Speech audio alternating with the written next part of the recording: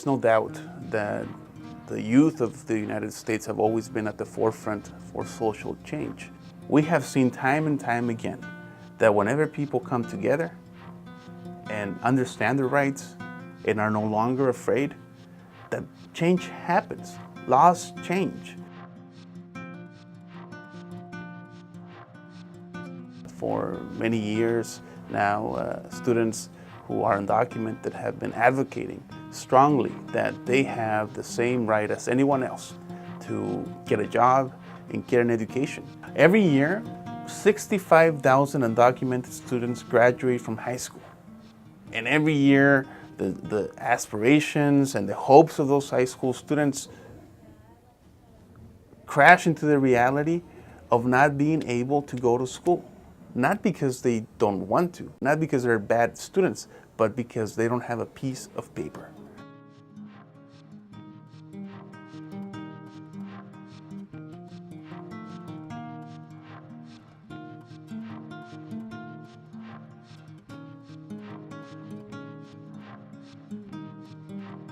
The DREAM Act started out as a very simple piece of legislation.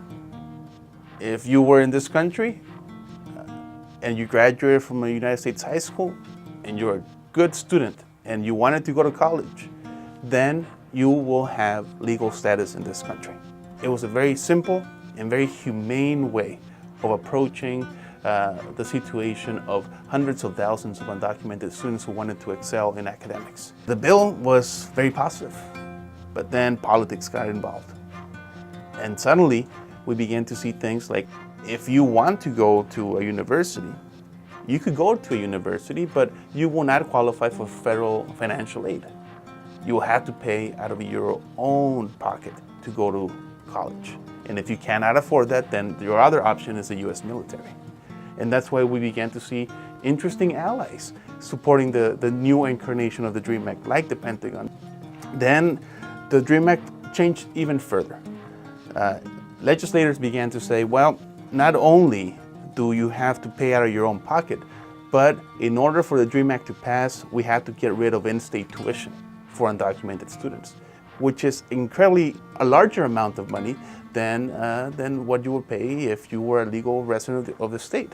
So that became even more complicated for undocumented students. So suddenly, the path to a four-year institution became filled with obstacles. And the only clear path that undocumented students began to see was the military. And that's when a big split began to occur in the undocumented community. So, is it really worth to send our kids to fight a war, to get a green card? And the dream that folks had, which was to go to a four-year institution and get a degree, became a much more difficult dream to achieve. Education! Do we want it? Now! What do we want? Education! Do we want it? Now! What do we want? We are experiencing a historic moment in the United States. And it has to be acknowledged that this is a movement of folks who are straight-A students, who are taking a bunch of units in college, and who still have the time and the passion to march, to protest, to travel to DC, to advocate, to lobby.